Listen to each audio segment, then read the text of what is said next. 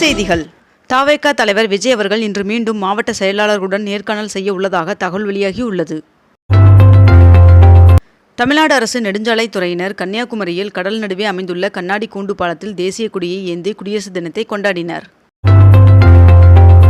தொழிலாளர் வருங்கால வைப்பு நிதி நிறுவனம் சென்னை புதுச்சேரி மண்டல அலுவலகம் சார்பில் குறைதீர் முகாம் இன்று நடைபெற உள்ளதாக தெரிவிக்கப்பட்டுள்ளது.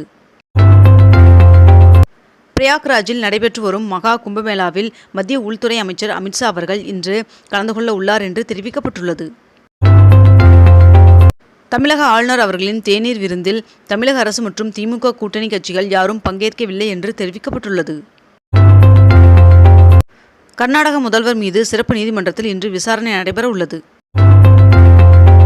புதிய தொழில்நுட்பங்களை உருவாக்கும் முயற்சியில் IIT மெட்ராஸ் ஈடுபட்டு வருவதாக பிரதமர் நரேந்திர மோடி அவர்கள் பெருமிதமாக தெரிவித்துள்ளார். வேளச்சேரி தாம்பரம் நெடுஞ்சாலையை கடக்க 14 கோடியில் நடைமேம்பாலம் கட்டும் பணிகள் வருகின்ற மார்ச் மாதம் தொடங்கப்பட உள்ளதாக நெடுஞ்சாலைத்துறை அதிகாரிகள் தகவல் தெரிவித்துள்ளனர். உத்தரகாண்ட் மாநிலம் நாட்டிலேயே முதல் மாநிலமாக பொது சிவில் சட்டத்தை இன்று முதல் அமல்படுத்துகிறது. சுவாமி சகஜானந்தர் பிறந்தநாள் விழாவை பங்கேற்பதற்காக தமிழக ஆளுநர் RN ரவி அவர்கள் சிதம்பரத்திற்கு இன்று வருகை தர உள்ளார். குடியரசுத் தலைவர் திரௌபதி முர்மு அவர்கள் டெல்லியில் தேசிய கொடியேற்றி மரியாதை செலுத்தினார். மேலும் இக்குடியரசு தின விழாவில் பிரதமர் நரேந்திர மோடி அவர்கள், ஒன்றிய அமைச்சர் ராஜ்நாத் சிங் அவர்கள், முப்படைகளின் தளபதிகள் பங்கேற்றுள்ளனர். 76வது குடியரசு தினத்தையொட்டி ஆளுநர் RN ரவி அவர்கள் தேசிய கொடியேற்றினார். தனியார் பள்ளிகளில் மாணவர் சேர்க்கைக்கு நுழைவுத் தேர்வு வைக்கக்கூடாது என்று அமைச்சர் அன்பில் மகேஷ் அவர்கள் தெரிவித்துள்ளார். 76வது குடியரசு தின விழாவில் பல்வேறு பதக்கங்கள் மற்றும் விருதுகளை முதலமைச்சர் MK ஸ்டாலின் அவர்கள் வழங்கினார். வடகிழக்கு பருவமழை அடுத்த 2 தினங்களில் தென்னிந்திய பகுதிகளிலிருந்து விலகுவதற்கான வாய்ப்புள்ளதாக தெரிவிக்கப்பட்டுள்ளது. நடிகர் அஜித் குமார், கிரிக்கெட் வீரர் அஸ்வின் மற்றும் தமிழக தொழில்துறையில் பங்காற்றிய நல்லி குப்புசாமி ஆகியோருக்கு பத்மபூஷன் விருது அறிவிக்கப்பட்டுள்ளது. மொத்தம் 139 பேருக்கு பத்ம விருதுகள் அறிவிக்கப்பட்டுள்ளது.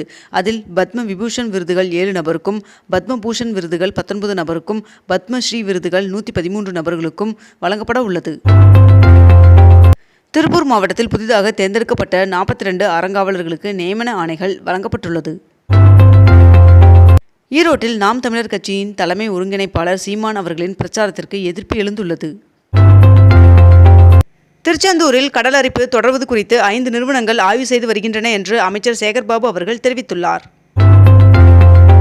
சென்னை காசிமேடு மீன்பிடி துறைமுகத்தில் உணவு பாதுகாப்பு துறையினர் சோதனை மேற்கொண்டனர்.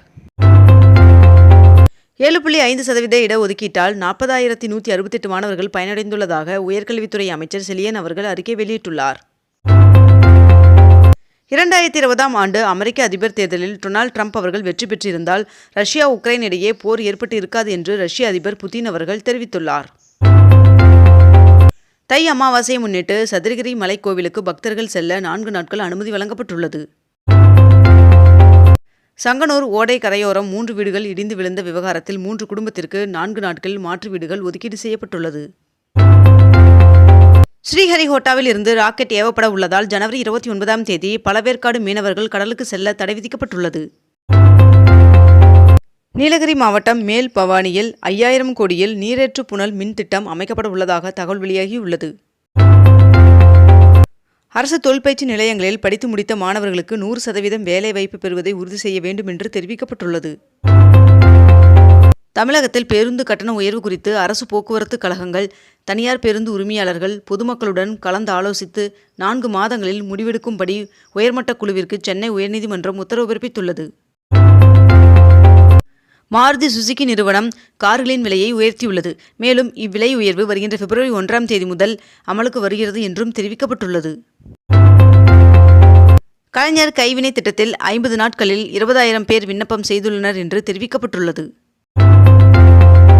அதானி குழுமத்திற்கு வழங்கிய காற்றாலை மின் உற்பத்தி ஒப்பந்தங்களை இலங்கை அரசு ரத்து செய்ததை அடுத்து அதானி கிரீன் எனர்ஜி நிறுவன பங்குகளின் விலை ஒரே நாளில் 6% சரிவை கண்டுள்ளது.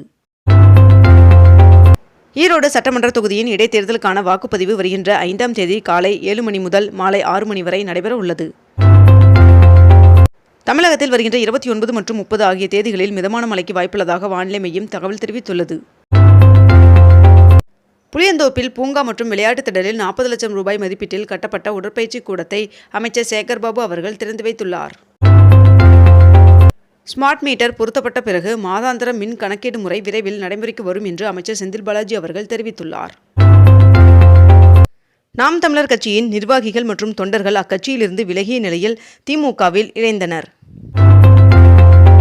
GSLV F-15 ரக ராக்கெட் வரும் 29ஆம் தேதி ஸ்ரீஹரிகோட்டாவில் இருந்து விண்ணில் செலுத்தப்படுவதாக இஸ்ரோ அறிவித்துள்ளது. மத்திய உள்துறை அமைச்சர் அமித்ஷா அவர்கள் வருகின்ற ஜனவரி 31ஆம் தேதி தமிழ்நாட்டிற்கு வரவுள்ளதாக தகவல் வெளியாகியுள்ளது. சென்னை தீவுத்திடலில் நடைபெற்று வரும் பொருட்காட்சியை கடந்த 16 நாட்களில் மட்டும் 1,50,000 பேர் பார்த்துள்ளனர் என்று தகவல் தெரிவிக்கப்பட்டுள்ளது. IAS, IPS உள்ளிட்ட சிவில் சர்வீஸ் பதவிகளில் 979 காலி பணியிடங்களுக்கு விண்ணப்பிப்பதற்கு பிப்ரவரி 11ஆம் தேதி கடைசி நாள் என்று தெரிவிக்கப்பட்டுள்ளது.